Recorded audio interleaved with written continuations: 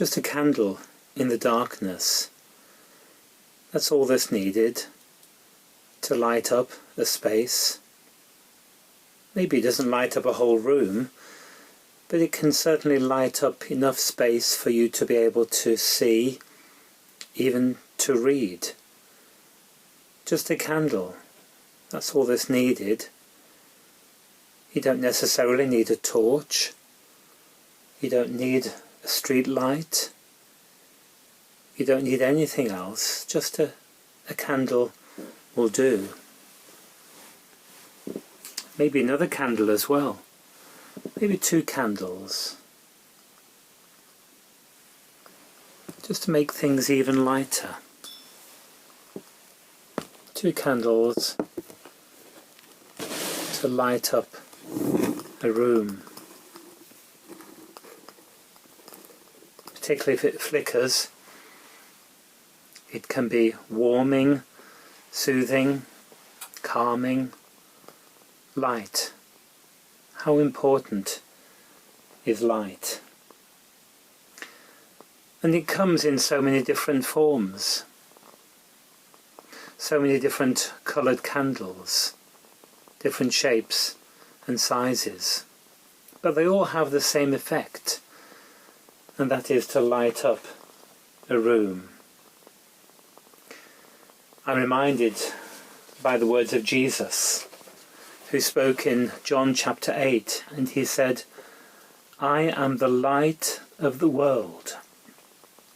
Whoever follows me will never walk in darkness, but will have the light of life."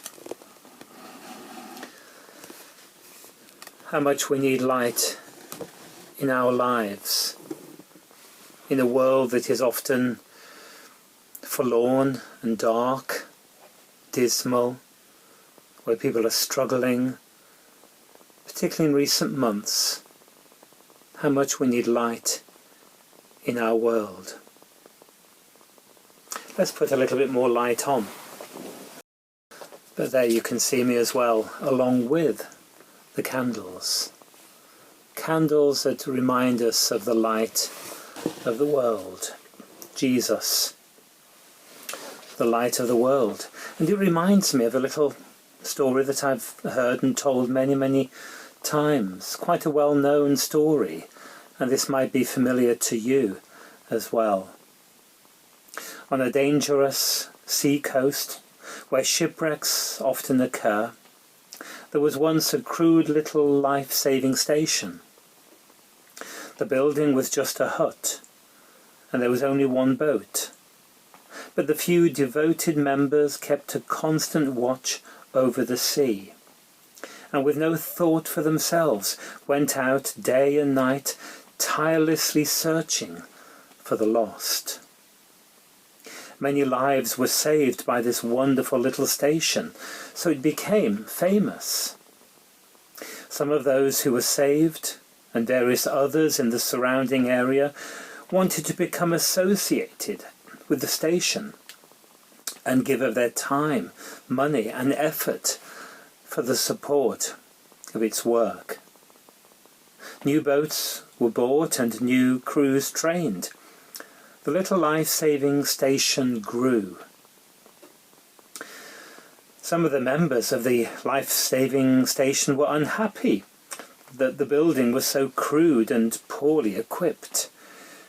They felt that a more comfortable place should be provided as the refuge of those saved from the sea.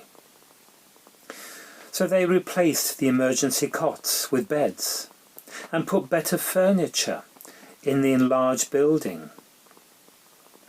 Now the life-saving station became a popular gathering place for its members, decorated and furnished exquisitely, because they used it as a sort of club. Fewer members were now interested in going out to sea on life-saving missions, so they hired lifeboat crews to do this work. The life-saving motive still prevailed in this club's decorations, and there was a liturgical lifeboat in the room where the club initiations were held. About this time, a large ship was wrecked off the coast, and the hired crews brought in boatloads of cold, wet, and half-drowned people. They were dirty and sick, and some of them had black skin and some had yellow skin. The beautiful new club was now in chaos. So the property committee immediately had a shower house built outside the club, where victims of shipwreck could be cleaned up before coming inside. At the next meeting, there was a split in the club members. Most of them wanted to stop the club's life-saving activities as being unpleasant and a hindrance to the social life of the club. Some insisted upon life-saving as their primary purpose, and pointed out that they were still called a life-saving station. But they were finally voted down and told that if they wanted to save the lives of all the various kinds of people, all those who were being shipwrecked in those waters, they could begin their own life-saving station down the coast. And that's just what they did. As the years went by, the life-saving station experienced the same changes that had occurred in the old station. It evolved into a club, and yet another life-saving station was founded, as history continued to repeat itself over and over again. And if you were to visit the sea coast today, you will find a number of exclusive clubs along the shore. Shipwrecks are frequent in those waters, but most of the people drown. There's a story certainly for our time as we reflect on light. Let's put on a little bit more light. Much lighter now, but still the candle remains lit.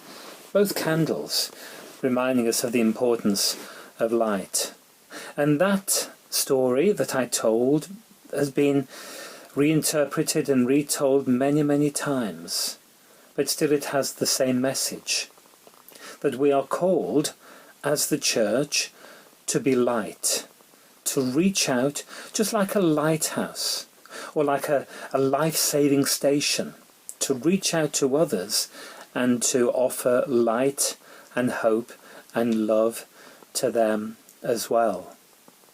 Light is so important, particularly in the times that we live in at the moment, with uncertainty and doubt and fear and a sense of what does the future hold for us as a world, as a community, and indeed as a church. And yet the church is more than a building. It is, as I have said several times before, it is a building, and there is something important about the place where people gather and can meet and worship and pray together. But just at this moment, the church is the people, where the people are in their homes, in their communities, in their offices, at work, even at school. We are the church, the people of God, called to bring light into our world. So let us offer light and hope and love. God of love, as we focus on these lit candles, so we are reminded of your Son Jesus, who said, "I am the light of the world." We recognize your Son Jesus as that light.